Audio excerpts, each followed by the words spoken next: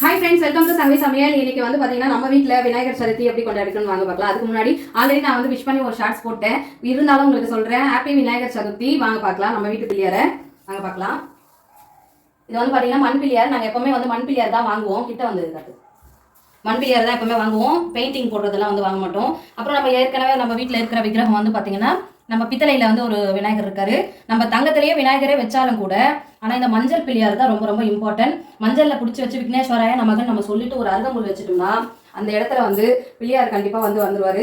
அதுக்கு அடுத்தது நாங்கள் பிள்ளையாருக்கு என்னென்ன படைச்சிருக்கேன்னா பால் கொழுக்கட்டை, அதுக்கப்புறம் பூர்ண கொழுக்கட்டை. இது எல்லாமே பூர்ண கொழுக்கட்டை தான். இது வந்து ராகி மாவுல செஞ்சது. கேழ்வரகு கொழுக்கட்டை, இது அரிசி மாவு கொழுக்கட்டை. அப்புறம் எப்பவுமே வந்து சிம்பிளா ரொம்ப எளிமையா செஞ்சிருக்கலாம். ஒரே ஒரு 10 ரூபாய் செலவு பண்ணி கூட இவர் கும்பிட்டுலாம், ஒன்றும் பெரிய செலவு கிடையாது. பொரிக்கல்ல, அதுக்கப்புறம் வந்து பாத்தீங்கன்னா அவல் போட்டு மேலே வந்து வெல்லம் வச்சிருக்கிறேன். அதுக்கப்புறம் கொஞ்சமா பழம், அதுக்கப்புறம் சுண்டல். இவ்வளோதாங்க நான் வந்து நெய்வேதியில் பண்ணியிருக்கிறேன். ஒரு சிலர் வந்து பார்த்தீங்கன்னா சாம்பார் சாதம் எல்லாம் படைப்பாங்க. எங்களுக்கு அது வழக்கம் கிடையாது, அதனால நான் இப்படி செஞ்சிருக்கேன். அப்படிலாம் சக்கரை பொங்கல் அந்த மாதிரி தலுகையில் வந்து பார்த்தீங்கன்னா சக்கரை பொங்கல் அந்த மாதிரி கலவை சாதம் தான் நாங்கள் பண்ணுறது உண்டு. இன்னைக்கு இதுதான் பண்ணியிருக்கேன். அப்புறம் எங்கள் வீட்டு தெய்வங்களை வாங்க பாருங்க. எங்கள் வீட்டு 2 பாப்பா உட்காந்துருக்குறாங்க பாருங்க. எங்கள் வீட்டு 2 பாப்பா உட்காந்துருக்காங்க பாருங்க. இங்கே பாருங்க, மாரியம்மன், அதுக்கப்புறமா வராகி இருக்கிறாங்க.